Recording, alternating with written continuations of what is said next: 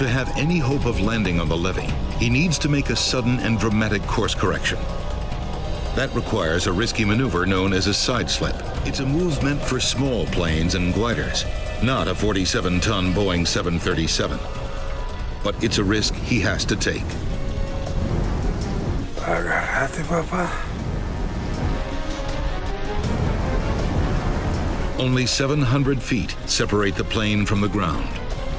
Without engines, the pilots have no thrust reversers to slow the plane when it touches down. Dardano has an additional challenge. With only one eye, he's unable to gauge depth as he speeds towards the narrow rain-soaked strip of grass. There's a high cement wall in front of the levee and a steep embankment on the left. There may not be enough room to land. With the plane now less than 5 miles from the runway, a controller in the airport's tower takes over to guide the flight in for landing. Lindbergh, PSA 182, downwind. 182, roger. Within the airport traffic area, which is that 5-mile radius, the airplanes coming into the airport to land and take off are controlled by that controller. The tower controller is juggling several planes in addition to the PSA 727. PSA 182, traffic 12 o'clock, 1 mile, a Cessna. Because there's only one runway at Lindbergh, it requires some air traffic control spacing because of the difference in the speeds of the aircraft. PSA 182, cleared to land. 182 is cleared to land. The jets have quite a significantly faster approach speed than the Cessna, so you have to give them more spacing. It's now 9 a.m. Many passengers on Flight 182 are planning to put in a full day's work in San Diego.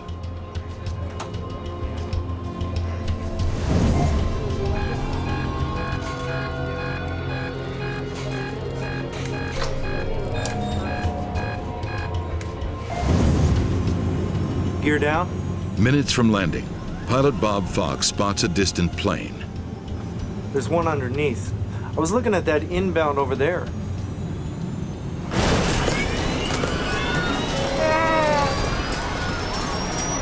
Easy, baby, easy, baby. A professional photographer happens to spot Flight 182 in flames. Hey, what do we got here? It's bad. Huh? We're hit, man, we're hit. Tom, we're going down. This is PSA. Okay, we'll call the equipment for you.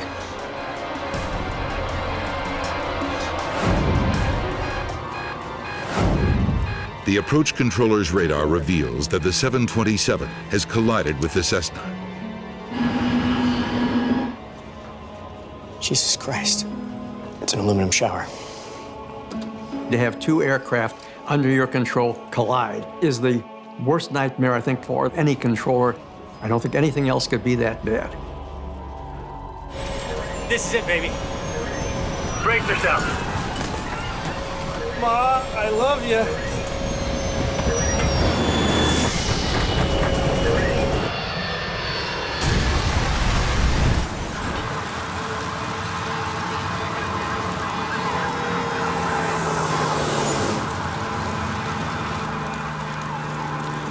And all of a sudden, just went right in. Just a burst of flames. It was just incredible.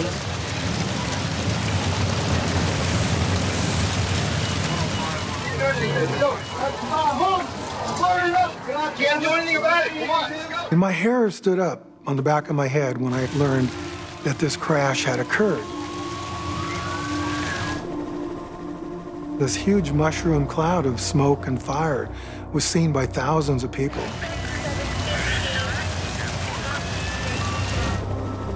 Two planes have collided and fallen from the sky over San Diego. The city is in shock. But the full scope of the tragedy is only beginning to emerge.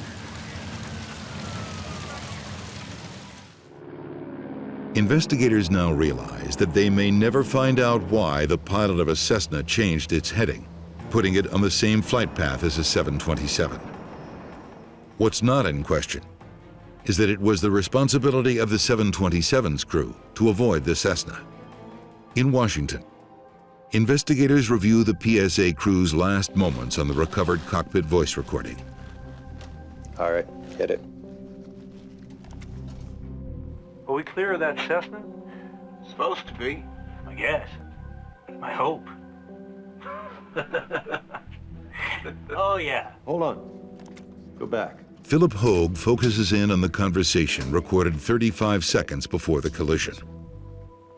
Are we clear of that Cessna? Supposed to be, I guess. I hope. Oh, yeah. Before we turned downwind, I saw him about 1 o'clock. Probably behind us now.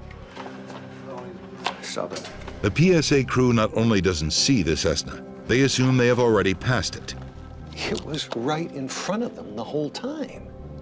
The NTSB conducts a study to determine how long the PSA crew could see the Cessna through their windscreen. Welcome aboard. Now, use the reference points to adjust your seat. They start by adjusting the pilot's seats for optimal viewing, using a device called the Design Eye Reference Point. Now, if you would, please take a measurement from my eye line to the white ball in the middle.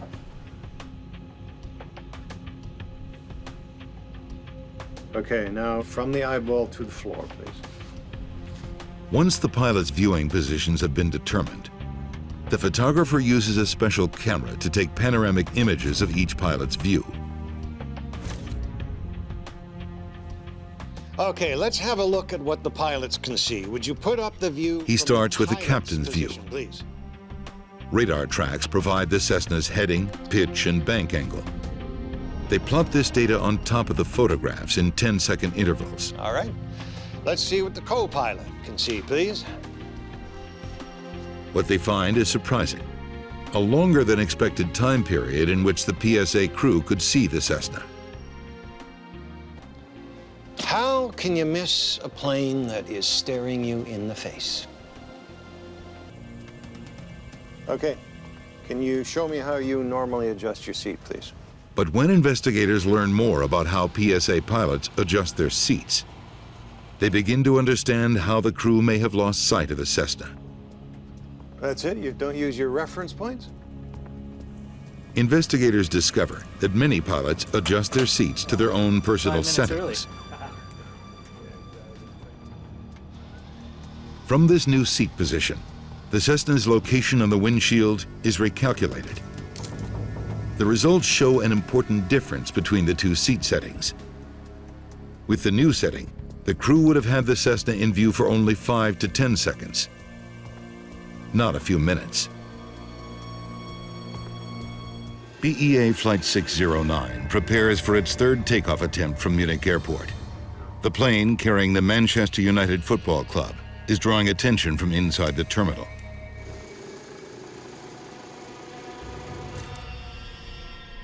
You've got to remember these are the Busby babes. They're laughing and joking all the time, that sort of thing. But now they're quite quiet and a lot of tension there in the air. Little Johnny Berry, he said, we're all going to get frickin' killed here. And Liam Whelan said, well, if it happens, I'm ready. At that point, I opened my tie.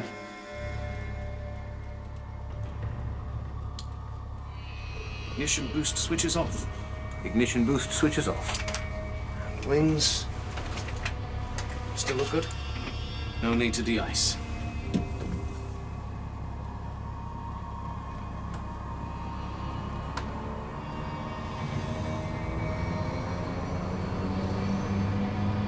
Munich Tower, Beeline 609 Zulu. Uniform, I'm ready to taxi. Over. Beeline 609, your clearance void, if not airborne, by 04, time now 02. Roger, understand. Valid till 04. Captain Thane has just 2 minutes before the window for takeoff closes. If this third attempt is not successful, the flight may be canceled, and his famous passengers will be grounded in Munich. Munich 609 Zulu uniform is ready for takeoff. Roger. The runway is more than 2,000 yards long. Even with their plan for a gradual acceleration, The Elizabethan should be able to lift off just past 1,300 yards. So for the third time that day, they actually lined up the aircraft with the centre line, got the permission, clearance to take off, and they're away. Full power. Full power. Temperatures and pressures okay. Port surging slightly. He experienced a bit of this engine surging, which he retarded the throttle slightly and then advanced it again. Full power again. Both engines sound an even note, and we're going down the runway now for a takeoff. Everything seems okay.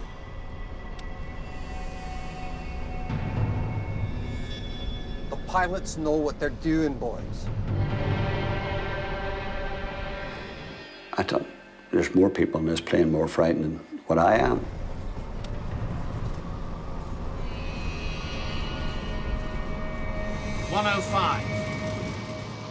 V1. Velocity 1 is the speed at which a takeoff cannot safely be abandoned. The point of no return. Raymond now is waiting, is anticipating now Thane to call out 119 knots, which is V2. At 119 knots, the plane can become airborne. But something goes wrong. They suddenly lose speed. Christ, we're not going to make it!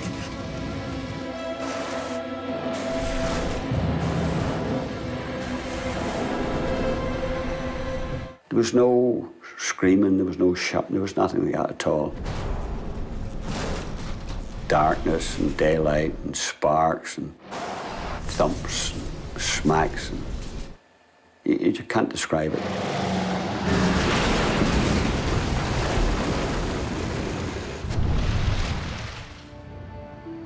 In March 1969, Good news. 11 years after the crash, Finally. the British government formally clears James Thane. Well, of course, my family are very pleased indeed. Well, he knew that obviously this was the right findings, and he was very pleased and happy because in this country he'd been exonerated. But BEA does not give him his job back. Captain Thane never flies again. In Germany, Hans Reichel and the aviation authorities never exonerate him. I think there was a huge amount of stress and strain and tension, and he died a young man. He was 54.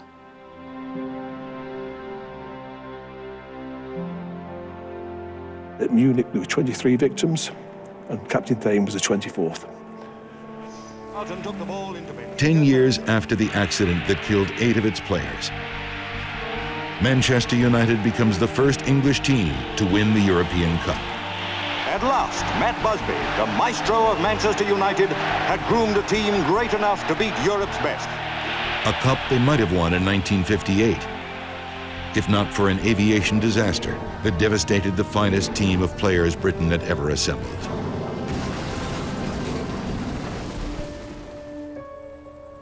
Harry Gregg continued playing for Manchester United until 1967. Now in his 70s, he dwells only on the fond memories. I don't think about the accident. I think about what I was part of. A team of wonderful young, spirited players, great journalists, great staff. Everything was good about it.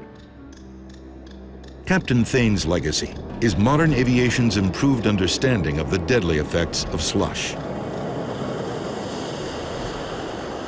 The problem is tackled now, and I would suggest it was probably a direct result of the Munich accident. Airport authorities approached the problem very, very differently. By what he did, forcing this issue, he's probably saved countless lives and prevented more than one Munich in that particular time. So in that sense, he's to be admired for what he did in those 11 years. Mum was quoted as saying, "A man with greater integrity I will never know." But he also left an inscription for me in a book, which is the difference between the impossible and the possible is merely a measure of man's determination. Los Angeles International Airport.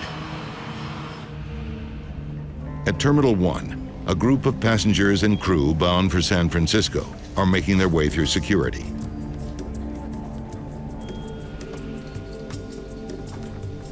A short while later, they board Pacific Southwest Airlines Flight 1771.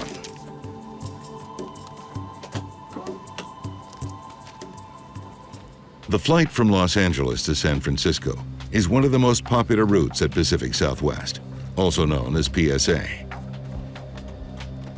Among the 38 passengers are several PSA employees, including the airline's chief pilot. Captain Greg Lindemood has been flying with PSA for 14 years. The father of 3 is also a decorated combat veteran. Brakes. Brake set. Flaps up. Spoilers retracted. First Officer James Nunn only joined the airline the previous spring. He's also logged thousands of hours in the cockpit. Thrust levers.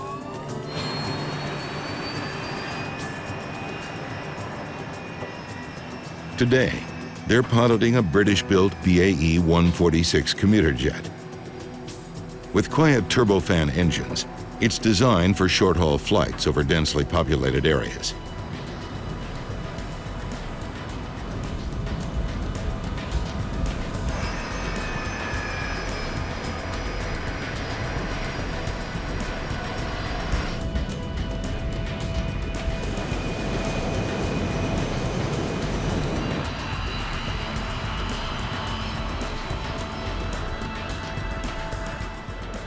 The flight to San Francisco will take just over an hour.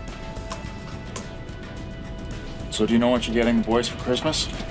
Well, it's going to be Nintendo, and with what it costs, I think they can both share it. Anything to drink, guys? I'm fine, thanks. Okay, just holler if you change your mind. Flight 1771 is cruising at 22,000 feet above the California countryside.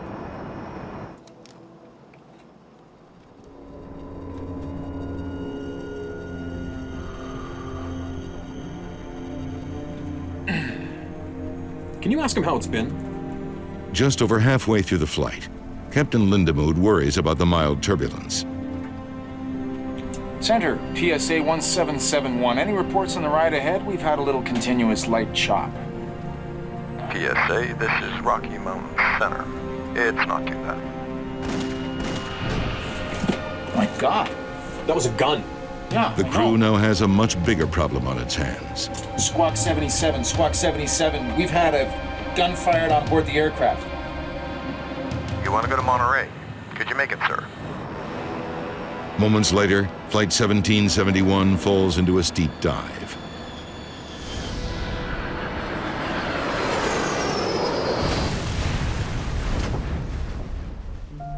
Flight 1771 crashes into an isolated hill 170 miles northwest of Los Angeles.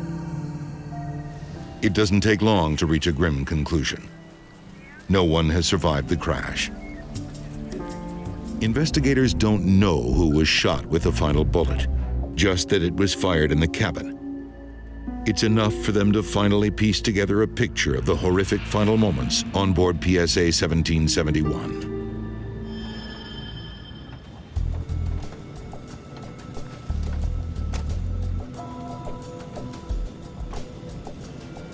What the hell?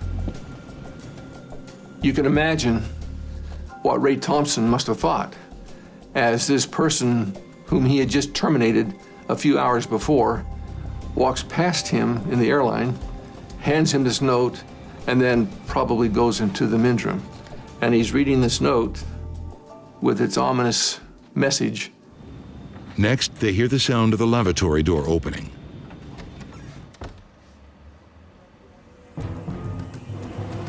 So we're assuming that he handed Ray the note, went into the restroom where he took out the gun, came back out, we heard the door close again just before the shots.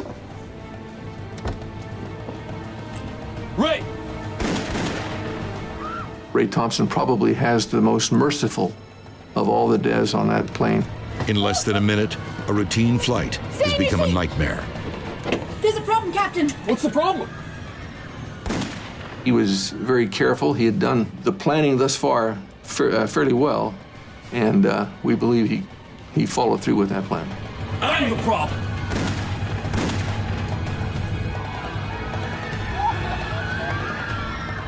It wouldn't take much knowledge or experience on a passenger part to know that they were in deep, deep trouble.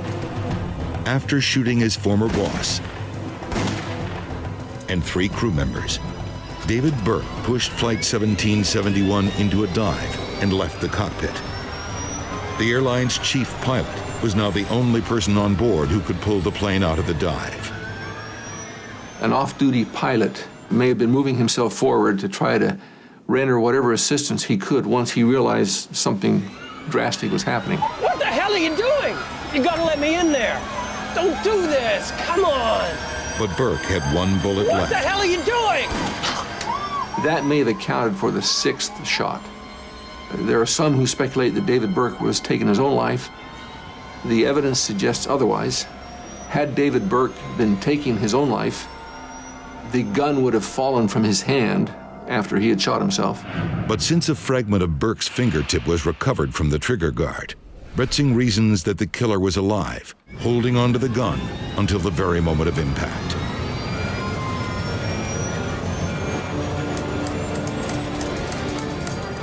Alarms were sounding in the cockpit. There was increased noise of the plane plummeting. Then just before impact, it became silent. They tell us that it actually broke the sound barrier. Of course, it would have been a horrifying experience, the final few seconds of their lives. One man's rage meant 2 minutes of pure terror for 42 people.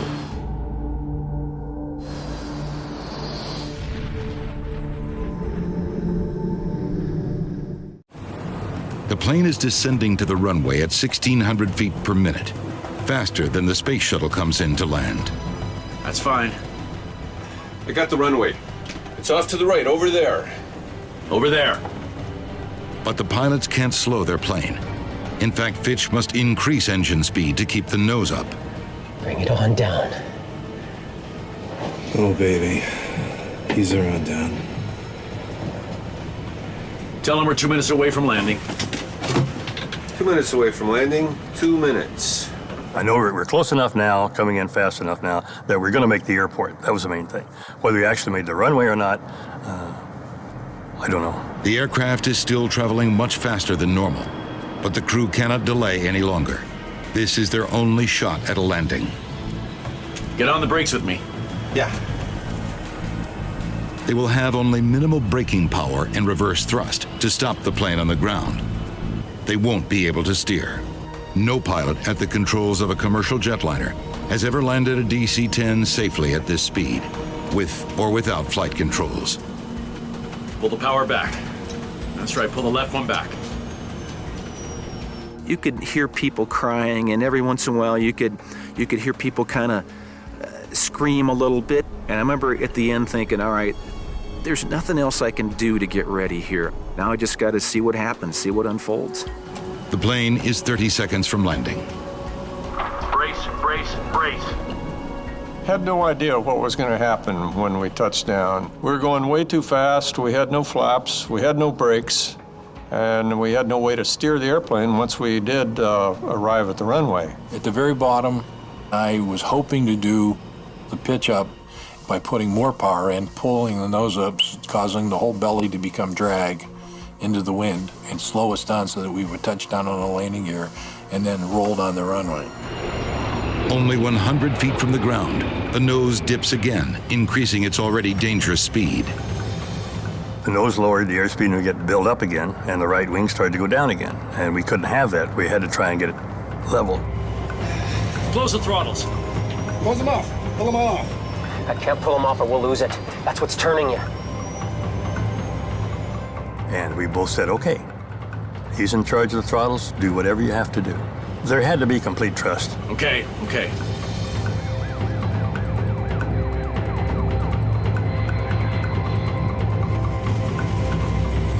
Left, Royal, left, left, left, left, left, left, left.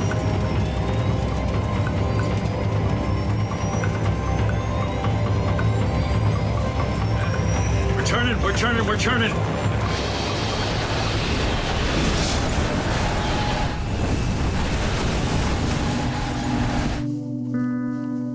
Didn't get it quite right. And we hit very hard. My head smashed down into the radio rack in front of me. It's just like somebody had a giant hand on the back of my head and just was forcing me face down into this rack.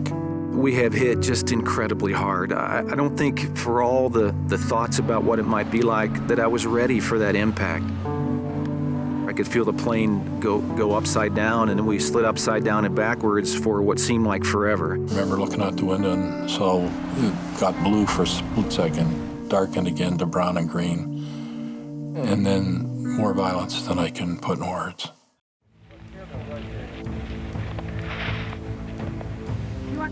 Three months after United Flight 232 crash-landed in Sioux City, Iowa, a farmer finds the crucial piece of the puzzle lying in her field about 60 miles from the airport. This was a hole. I came across the combine, and the combine met with resistance. I backed up, and I thought, oh, my gosh, this is it. The massive disc is broken into two pieces. How could it break like that? The titanium alloy used to make this vital part is extremely strong and resilient. It shouldn't just snap in two. Take a look at this. Didn't happen overnight. A close examination of the broken part reveals surprising evidence of why it fractured. It's definitely fatigue. Can you cut me a small section from here? Investigators need to know what had weakened this powerful alloy. They trace the fracture back to where it began and remove the section for testing.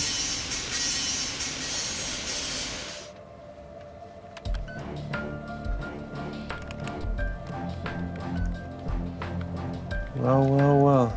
They find elements that should not be in the metal. Nitrogen and oxygen mixed in with the titanium. A bad batch of titanium? I'd say so.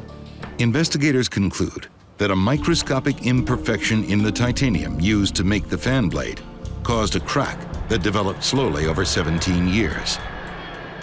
The NTSB immediately recommends more thorough inspections of all engine fan discs. Titanium is now melted 3 times in a vacuum to remove impurities. The DC-10's hydraulic system also gets an upgrade. Designers add a series of valves so that a line can be sealed in case of a rupture. Every accident is a learning experience.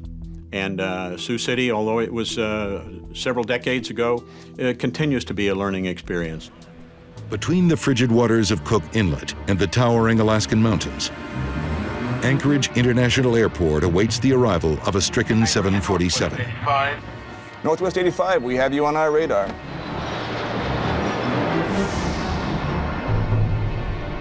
The passengers and crew of Northwest 85 are now moments away from an emergency landing. As I was putting my own seatbelt on, I remember thinking to myself, is this all there is? As in, am I done here? Am I going to be alive when this is over? And I thought about my kids and my husband and my home.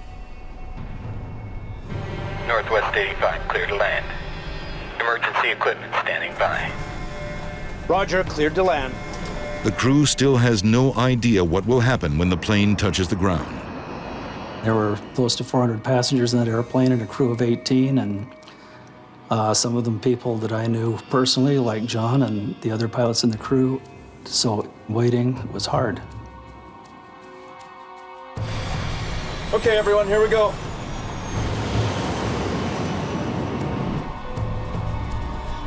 Touchdown in 5. Prepare for impact. Brake! Brake! Brake!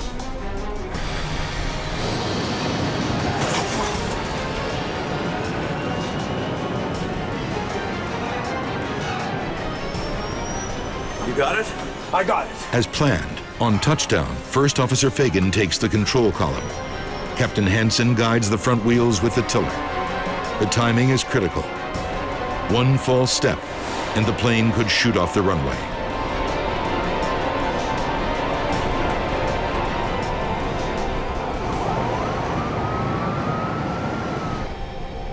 We got it.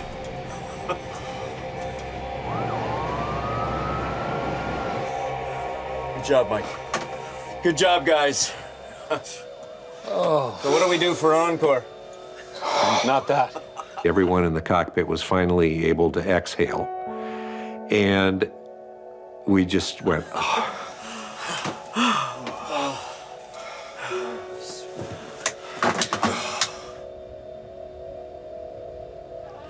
Once we were given the signal that it was okay, Please remain seated until the seatbelt light is off. I knew that I had to get up and go to that entry door and get these people out of this airplane.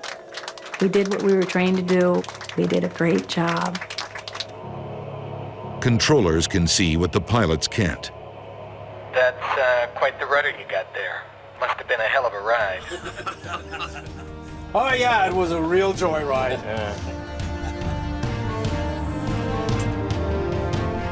Almost 2 hours after the emergency began at 35,000 feet, all 404 people on board are safely on the ground.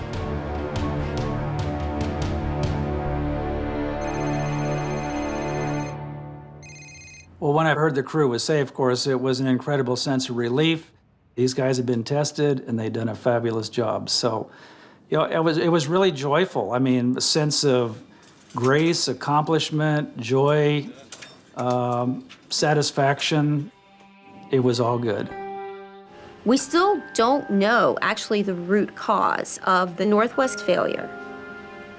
But because of what we found with the second Air France failure, we needed to take corrective action to prevent similar failures from occurring. Investigators recommend attaching special plugs to the control module. In the event of another failure, these new pieces will prevent the rudder from moving too far in either direction. The changes that we've made to the control modules in the 747-400 fleet will prevent any future events of a rudder hardover. An airworthiness directive from the FAA makes it mandatory for every 747-400 to be fitted with this new technology, eliminating the risk of another failure. But still, there is another question to consider. One investigators seldom have the luxury to contemplate. With a catastrophic failure of the rudder system, why didn't Flight 85 crash? One reason: the very design of this 747. Having a split rudder is definitely an unusual feature of this airplane. And in this case, it worked in their favor in the sense that if there had only been one rudder and the actuator of that rudder had failed, then 100% of the yaw control would have been deflected, which would have magnified the problem. But technology alone didn't save 404 lives. In 1985, China Airlines Flight 006 also went into a sudden roll. But that flight plummeted nearly 30,000 feet before the pilots were able to regain control. How had Flight 85 escaped the same fate? If Frank hadn't reacted the way he had, we probably would not be here to tell the story. Frank, have you got it? Yes, I think I've got it. Captain Geib's actions in the first few seconds were critical to saving the plane. But what got it safely to the ground is another story. Every pilot in that cockpit knew what was going on. Risks were being assessed and so on. On landing. Don't forget the rudder's attached to the nose steering. And when that happens, Mike, I'll take the tiller and the brakes, and you take the yoke. Cockpit resource management is really what enabled us to think this thing through and get the airplane on the ground. I am proud to say we were like a well-oiled machine. We all did what we were trained to do. Touchdown in 5. Prepare for impact. And not one single person fell apart. What do we tell the captain? Guys that we had in the cockpit were just tremendous. Everybody communicated. I'll go back and tell them. The more they know, the better. I agree. I think we should tell them exactly what's going on. I think this crew did a phenomenal job in getting this aircraft back on the ground safely. In 2003, the Airline Pilots Association awarded the crew of Northwest Airlines Flight 85 with the Superior Airmanship Award. More important than the award was the fact that we got the people on the ground safely. We got it. In this day and age of automated cockpits, hand flying is in danger of becoming a lost art. We have to remember as pilots that we are there because of our flying skills. We had prepared so well for this thing that failure was not an option. They're going to bring everybody in on 26 or 27. Okie dokie.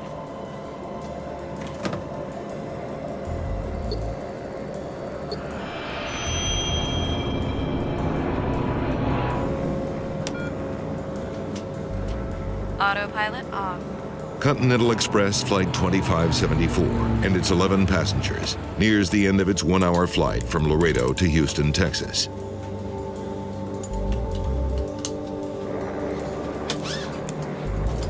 It's the second flight of the day for this crew. They have already flown from Houston to Laredo. Now they're on their way back. 15,000 feet below, it's a warm, late summer morning on the farms and cattle ranches of southern Texas. Captured on the right. The pilots prepare the Embraer 120 Brasilia for another routine landing. Captain Brad Patridge is just 29 years old.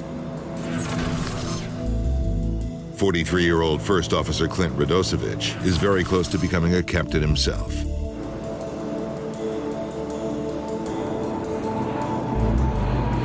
They're less than 70 miles from Houston, home for both pilots. Pushing this descent, making like the space shuttle.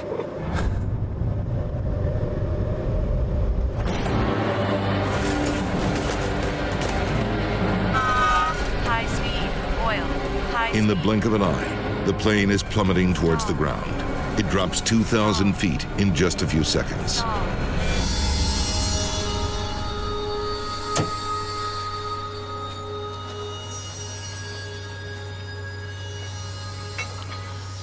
Far below, Kerry LeBay and his brother Clifton are working on their farm. My brother and I heard an explosion. We both looked up in the air, and it was, oh my God, look. Seen a plane coming out of the air. The plane was spiraling. Flight 2574 plummets to the ground at more than 300 miles an hour. Engine.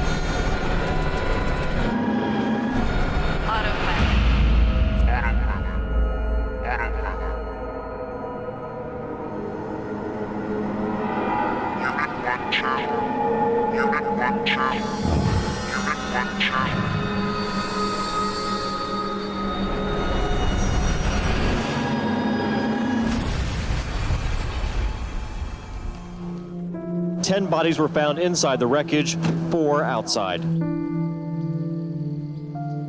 All 14 people on board, including Patridge and Radosevich, are dead.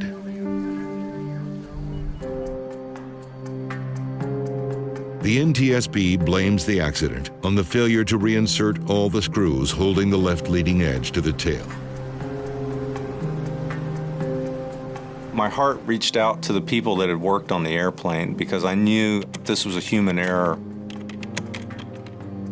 And whoever had been involved in that maintenance, I'm sure, was going to feel very badly about the situation.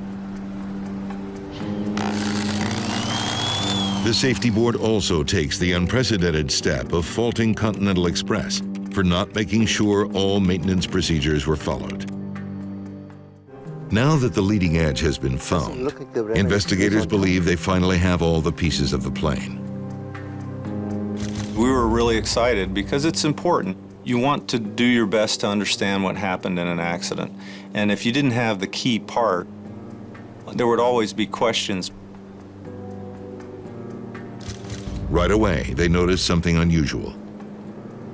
The evidence indicated that the leading edge upper surface holes were absolutely clean, no elongation, no damage. But the holes that hold the piece to the bottom of the stabilizer look quite different. The lower surface holes onto the leading edge were elongated, they were cracked, as if you have pulled it through the fasteners. The missing piece was found over 1,000 yards southwest of the tail section. There is no question it was the first piece to fall off the plane.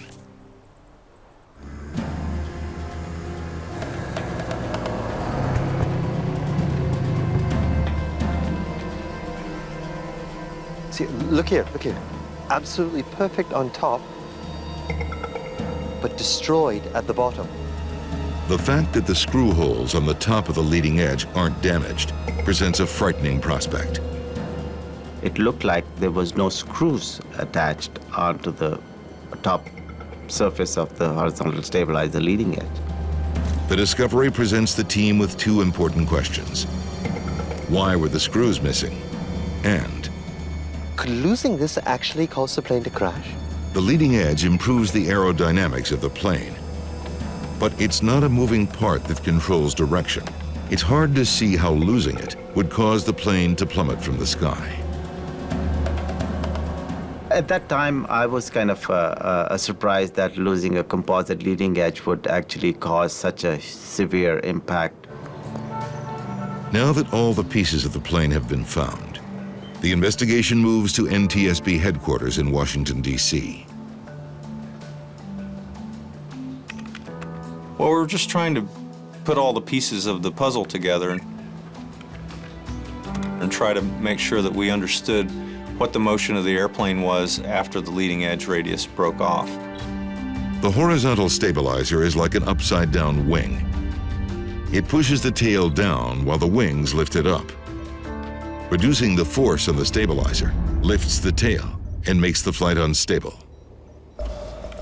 There were still questions about maybe it would still be controllable, and so we did an engineering simulation to try to see if maybe there was a way that the airplane could still fly after it lost the leading edge. But we found that it really was not a controllable situation. After the leading edge radius broke off of the airplane, it was a negative 5G pitch over. Once the angle of attack exceeded the negative limits, it actually broke the wing apart. So it was not a survivable event. The simulations are conclusive. Losing just one leading edge along the horizontal stabilizer will send the plane into a catastrophic nosedive. Precisely what witnesses say happened to Flight 2574. If there's any component of the wing that you don't want to lose, it's the leading edge. The team now knows what triggered the crash, the loss of the stabilizer's leading edge. Amid growing confusion in the cockpit, the pilots of Flight 2120 still don't know that there's smoke in the cabin. All they're dealing with is just all the alarm bells going off to indicate that equipment is failing left, right, and center. But mechanic Jean-Paul Philippe realizes they're in serious trouble. An onboard fire has the potential to consume the entire aircraft in seconds.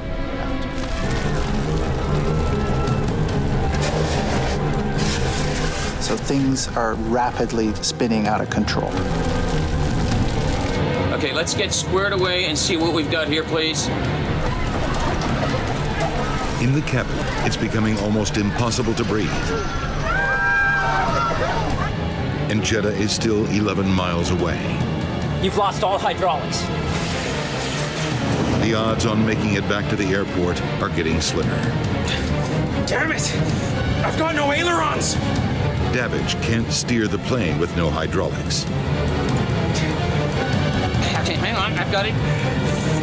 Captain Allen struggles with his control column, but it too could fail at any moment. Let's get lined up before things get any worse. Okay, so we're at 2,000 feet now, declaring an emergency. We are having flight control problems. Roger, I thought you were Southeast 738. Only now does the controller realize that the troubled aircraft is the Nationair flight. Turn left right now, heading 080, expect runway 34 left. By this time, it's pandemonium inside the cabin. Passengers are being engulfed by flames, and bodies are starting to fall from the aircraft fuselage. The plane is right over Jeddah, a city of 2 million people. Bodies were falling out of the aircraft 11 miles from the airport. Okay, sir, we're having trouble turning. We are having flight control problems. We will try to turn left. We are having flight control problems. In the situation, it would have made certainly controlling the aircraft for an approach and landing very, very difficult. How much further? 10 miles. 1,700 feet. Choking for air, some passengers try to open the doors. At this speed, it's impossible. Jeddah 2120, clear to land runway 34 left. Okay, we're coming straight in. We'll land on the left. Require emergency vehicles immediately. We have a fire. We will be ground evacuating. Jeddah 2120, clear to land any runway, clear to land. There it is, it's 2 miles out. All right, let's get on the ground. I've lost elevators. Christ, I have no control. Landing gear down.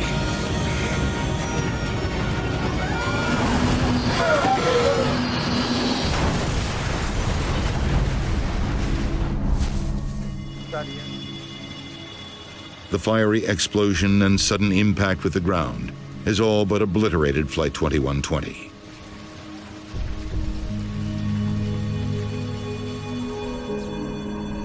"247 passengers and 14 crew members are dead. This is the worst accident ever for a Canadian airline, and the deadliest crash of a DC-8 in history. At the Royal Canadian Mounted Police Forensics Lab, technicians have analyzed the Nationair maintenance log. Tests reveal 2 layers of ink on the log entries. The readings for the tire pressure were written over, and the actual readings that were underneath showed 20 to 30 psi below the required levels to operate the plane and tires safely. So the only conclusion that you could make from that is that the entries were falsified. Tell me what the plan was for the tires. With this troubling new information, investigators now turn their attention to the mechanics who last worked on the plane. They learned that 4 days before the crash, at a stop in Ghana, Africa, mechanics wanted to change the tires. The tread was beginning to wear and the pressure was low.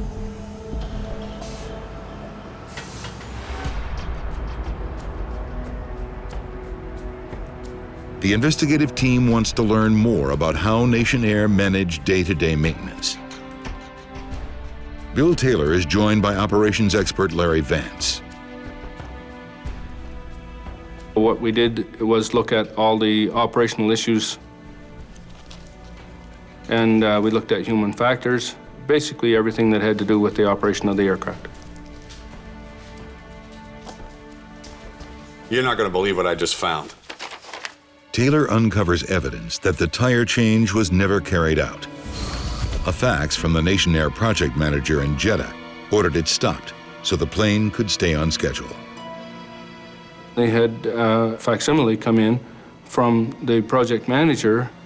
Forget it. They want us to get going. Saying that some of their passengers were being given off to other carriers, which put some pressure on them to abandon their plan to change the wheels. It was felt it would have caused a greater delay. So the fax came in and said, stop the tire change. We're way behind. We may lose the contract. Load everybody up and get back. And so they did. They stopped the work. because Nationair is go, go, go, go. Nobody wants to deal with anything that could delay the departure. Rather than top up the tires, a mechanic altered the log to make it seem like the tire pressure was fine. There's no indication that they ever added pressure to the tires to actually inflate them to that. They just simply made the books look right.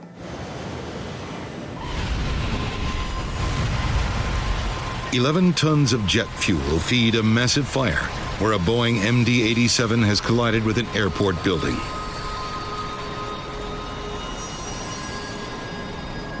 Awful, terrible devastation, the collapse of a roof of the hangar, and the saucer plane completely destroyed in many different parts, and unfortunately the dead bodies. The rescue people had problems to enter a cargo building to rescue victims because the airplanes was blocking the entrance.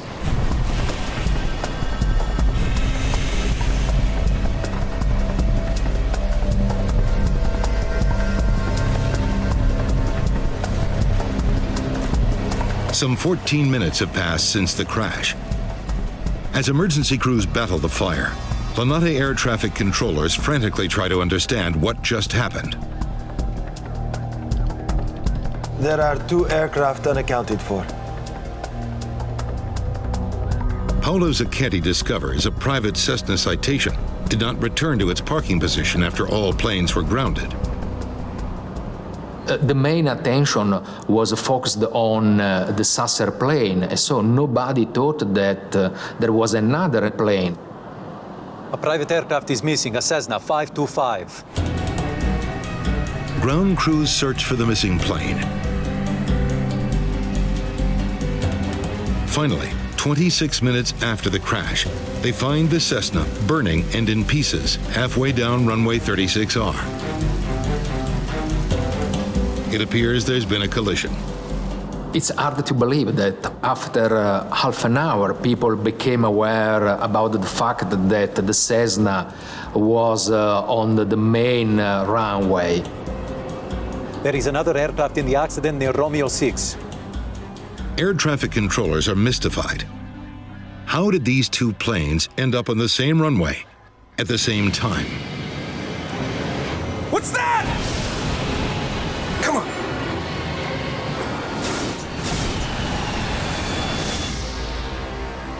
Two planes are destroyed. A hangar is in ruins.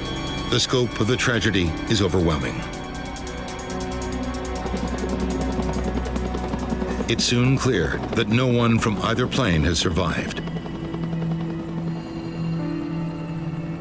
The crash has killed 110 people on the SAS flight,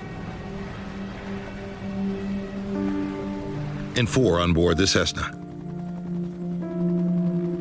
Inside the collapsed hangar, 4 more people have died. 118 fatalities in all. The Cessna took the wrong path due to flawed taxiway markings. Without ground radar, controllers couldn't properly monitor the movement of the Cessna. Add fog into the mix, and disaster was inevitable. When the Cessna and the SAS aircraft started moving, they were both doomed. The accident was now inevitable.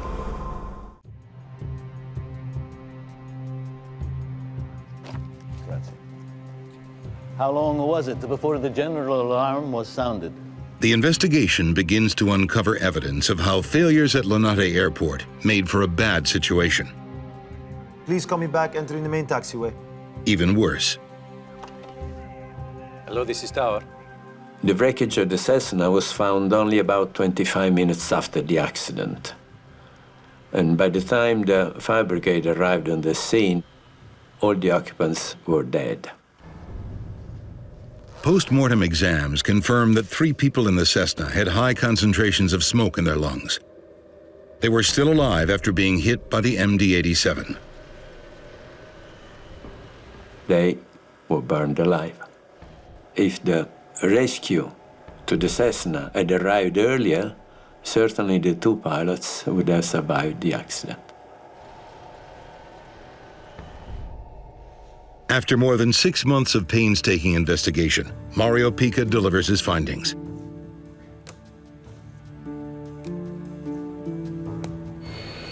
Though runway incursion by the Cessna is listed as the immediate cause of the accident, Pica does not entirely blame the Cessna pilot. Instead, he points to the lack of proper signage and taxiway markings at Linate, as well as to the airport's failings overall. Delta Victor X-ray, taxi north via Romeo 5. Call me back at the stop bar of the main runway extension. And for some of the people involved, the fallout is especially harsh. Ground Controller Paolo Zacchetti, along with high-ranking officials from the agencies which oversee Linate, are handed prison sentences. The judgment sparked intense debate. Should human error in air accidents be considered a criminal act? I defined the ground controller as the 119th victim of the case. Delta Victor X-ray, continue your taxi on the main apron. Roger. Yes, it is true he did make a mistake, but he is the result of a system that failed. Because of the tragedy, Linate Airport underwent a major overhaul designed to improve safety.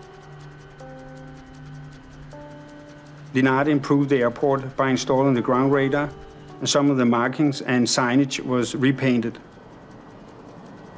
The reforms ushered in following the collision on 36R have made runway collisions far less likely and made Linate a much safer airport. Flight 8509 takes off from Stansted Airport at 6:36 p.m. Positive rate confirmed. Gear up. Gear up. Passing 900 feet. The aircraft had taken off and climbed to about 2,500 feet. Shortly after takeoff, the aircraft was making a turn. Left turn at 1.5 DME. Copy that. Left turn at 1.5 DME. The aircraft started its turn to the left. Heading standby, sir. Heading 158. The captain's artificial horizon tells him that the plane isn't turning. Bank's not working. Bank! Bank! Look! Bank!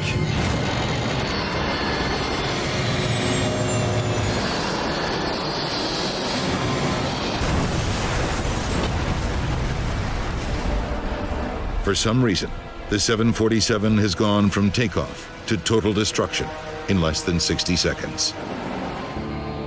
AAIB technicians have salvaged the recording from the badly damaged CVR. 대답해. 얼마나 연결될 것인지 그들이 묻고 있어. 네가 말하기 전에 그들이 무엇을 말하고 있었는지 확실해. One of the most important things that was on that recorder was the sound of a warning horn going off in the cockpit as the aircraft departed from Stansted.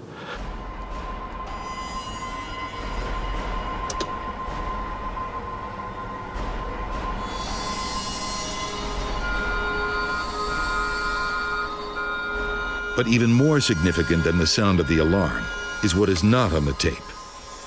They seem to be ignoring the alarms completely. There was no discussion about the fault with the artificial horizon. Crews are trained to trust their instruments and not their senses. Captain Park trusted his ADI in spite of overwhelming evidence that it was wrong. The first officer should have said to the captain, look at the warning buzzers going off. It's very difficult to understand his reactions or lack of reactions.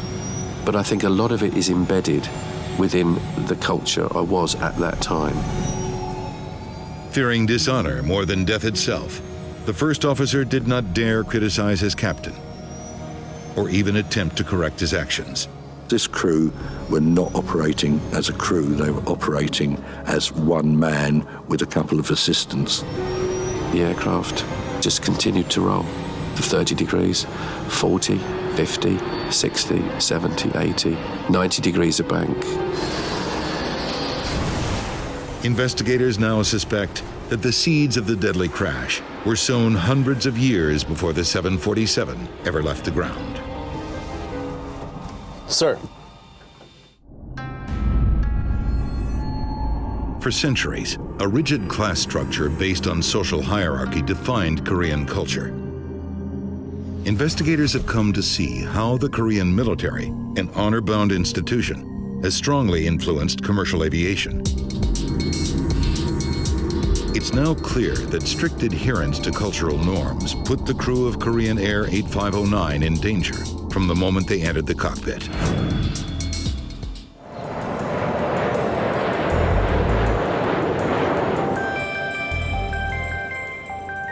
Gary Dan is enjoying the Christmas holiday at his home just north of London.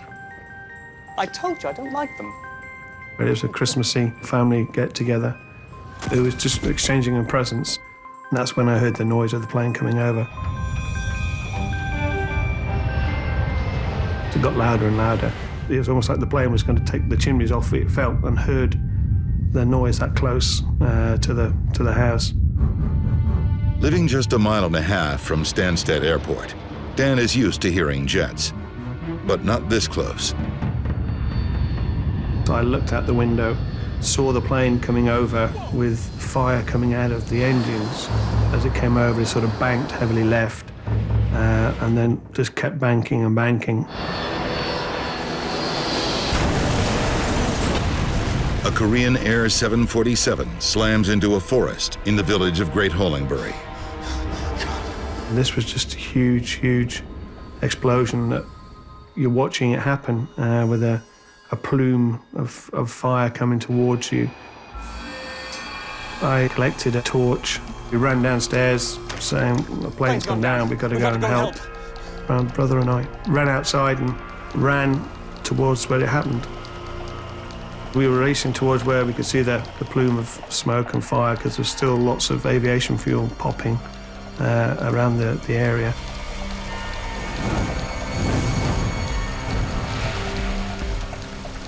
We ran and jumped into a very large crater, just shouting out, Hello! You know, any survivors, please shout. Hello! Can anybody hear me?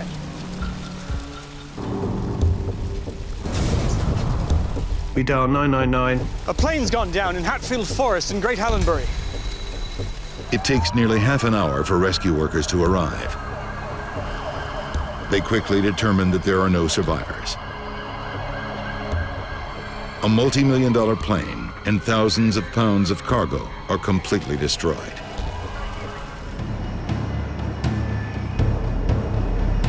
Aero Air Flight 1285 is nearing the end of a 6,000-mile journey from Egypt to the United States. The DC-8 is on its way to Fort Campbell, Kentucky, via Germany and Newfoundland. On board are 8 crew members and 248 passengers. Most of them are U.S. soldiers with the famed 101st Airborne Division, the Screaming Eagles.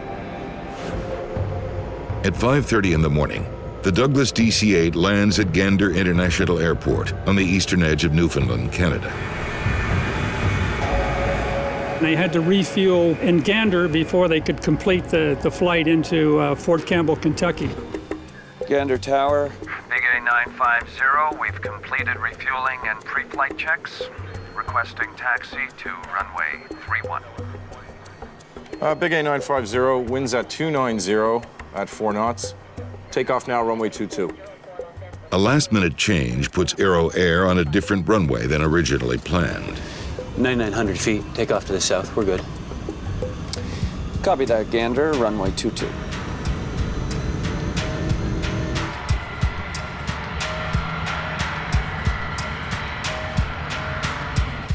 Big A950, you are cleared for takeoff. Merry Christmas. Roger that, Gander Tower. And a Merry Christmas to you, too.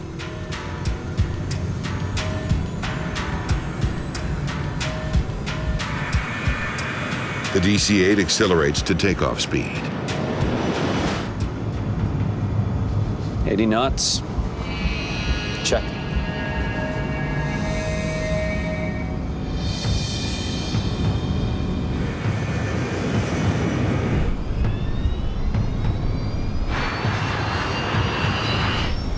B1. Rotate.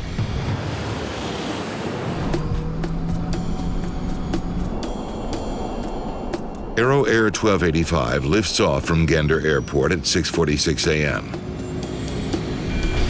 But just seconds later, She's flying like a pig.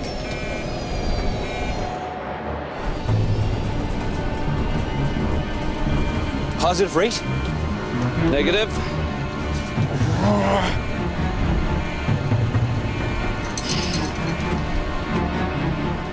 I'm sure for the last few seconds, those soldiers knew that there was a serious problem in hand. What's your altitude? Pull up. Come on, airspeed. Airspeed. Watch the trees. First Officer Conley pulled the nose back, trying to get the plane in the air. What he didn't realize was he was sealing their fate. The DC-8 was already on the verge of a stall. Pulling the nose up only made things worse. The aircraft's weight had been underestimated, its lift compromised by ice on the wings. A fatal combination.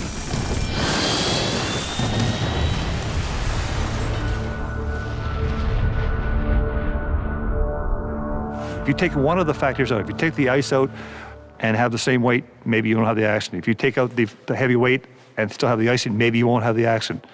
But if you have them combined together, you have the accident. The crash of Flight 1285 in Gander, Newfoundland. Investigators examine and document the crash site, trying to determine the trajectory of the plane as it went down.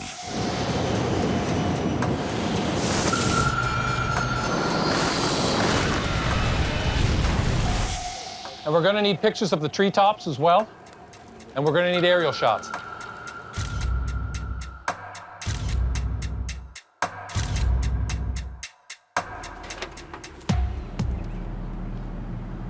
"35 feet, 6 inches, 4.5-degree declination." Using photographs from the crash site, investigators plot the height of 378 trees to determine the DC-8's exact position as it went down. The airplane was right wing low with a nose high attitude relative to the trees. Through photogrammetry, we determined that in fact the aircraft was way above the stall angle of the aircraft. So the aircraft was clearly stalled in a high rate of descent. The plane's radical nose-up position prevented it from getting the lift needed to keep it in the air. Investigators can't explain why the plane was flying at such an extreme angle. One clue about what the pilots were doing comes from a piece of cockpit wreckage, the airspeed indicator. Look here. Here's the bug at 140. It shows that the crew set a takeoff speed of 144 knots. Say 165. And that the plane reached an airspeed of at least 165 knots. Their hopes now rest with the flight data recorder. The recorder for the Aero Air accident was extremely limited. We were able to determine, first of all, speed, a little bit of altitude, and heading of the aircraft. And there was no indication on there of engine power, bank angle, pitch angle. The flight data recorder tells investigators that Aero Air 1285 began its takeoff roll and increased to a speed of 167 knots. Liftoff occurred 51 seconds from the start of the roll. 2 seconds later, the speed began to decrease. It tells us almost nothing. But a closer look at the flight data does reveal a potentially valuable clue. The distance needed to get to takeoff speed was longer than the pilots had planned for. We looked at the acceleration distances, and it took a little bit longer than expected. 4,300 feet, 100 knots. 6,300 feet, 144 knots. They should be lifting off now. Investigators discover that liftoff occurred some 4 seconds later, or more than 1,000 feet further than it should have. 8,000 feet, 167 knots. Extra 1,000 feet to get off the ground. Why did it take them so long? B1. Rotate. They used the full power, and we would expect them to rotate a little earlier, take off a little earlier. The longer than normal takeoff supports the original theory that ice on the wings played a role in the crash, but investigators know that can't be the whole story. It's a rough ride aboard a 737 on descent to New Orleans. A violent thunderstorm has caught the pilots off guard. Ask the flight attendants to take their seats. Flight attendants, please take your seats.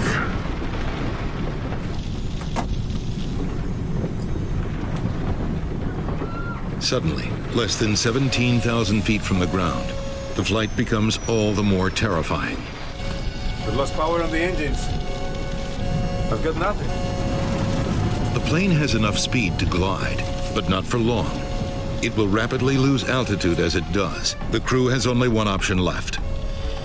I guess I'm gonna have to make a ditching here, sir. They must take their chances and put the plane down on the water. Tackle 110, roger. Whatever you need to do, sir.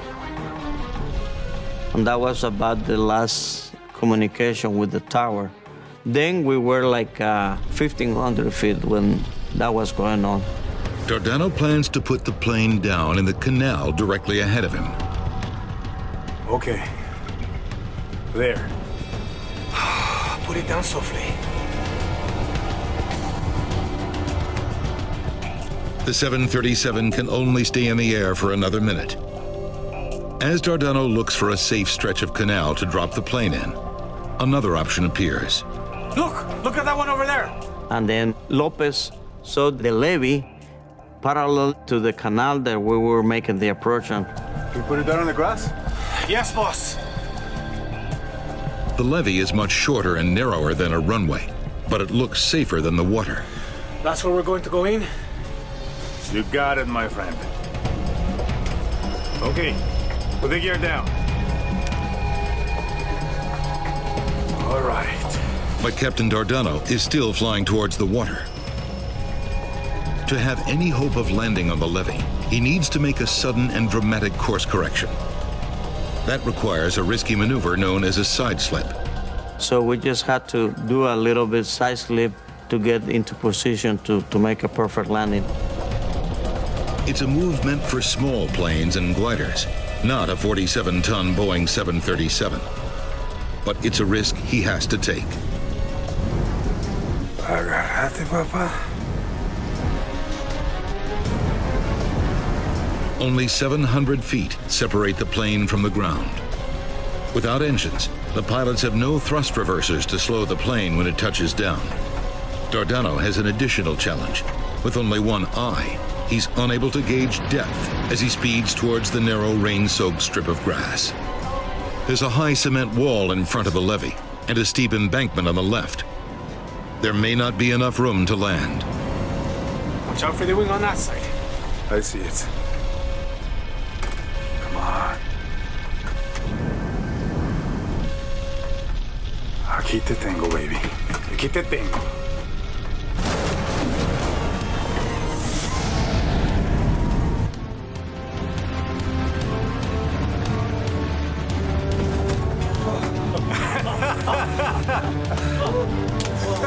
Very good. Very good. Very good, Charlie. El aterrizaje fue espectacular. El avión The landing was aterrizó spectacular. The plane landed so smoothly. There wasn't even a bit of turbulence. No hubo ninguna ni media turbulencia. A perfect Un aterrizaje landing. perfecto. When the engines on the 737 flamed out, the crew knew they had to act fast. We've lost power on the engines. To have any hope of restoring engine power, they needed to first get the APU running. The APU started. Since the engines were no longer spinning, they had stopped ingesting air and water. But a successful restart was far from guaranteed. If you do not have all the proper conditions, you can get what's called a hot start, which means that you have too much fuel for the amount of air going into it, and the flame will now migrate into the turbine, where it could overheat it. After studying the engine data from the flight recorder, investigators conclude that the overheating and ultimate failure of the engines was in fact due to a hot start. Mayday, Mayday, Taka 110. We lost an engine. Both engines. Both engines, sir. Both engines. With his engines flooded with fuel and no time to properly drain them, Dardano hit the ignition switch. If he didn't get all the timing correctly, then this is what's going to happen. You're going to get a hot start. I can't be critical of a pilot in that condition. That aircraft is coming down. Rain and hail from an intense storm crippled a modern passenger jet and nearly led to disaster. Investigators must find a way to make sure it never happens again. One of the beauties of aviation and aviation safety is when we find there's a problem, everybody works together to solve it. And in this case, the problem indicated a need for an engine change, not a complete design overhaul, but just a few tweaks. But that was done almost immediately, much to the credit of everybody involved. The shape of the engine nose cone and the spacing of the fan blades are modified in order to better deflect hail away from the core. Also, additional bleed doors are added to drain more water from the engine. That sort of thing hasn't happened again, and there are thousands and thousands of these engines flying every day for hours and hours and hours. Within a year of the incident, 737-300s around the world are retrofitted with the upgrades. The plane involved in the daring landing is back in service within a month. Look at that one over there. That's where we're going to go in? You got it, my friend. The crew's actions on Flight 110 are legendary in the aviation world. The decision-making at the very end, when they were going to put it in the canal and saw an opportunity to put it on dry ground and did so, that was superlative. It was the decision-making. Investigators credit the calm nerves and determination of Captain Watch out for Dardano the wing on that side. I see it. for avoiding what could have been a fatal disaster.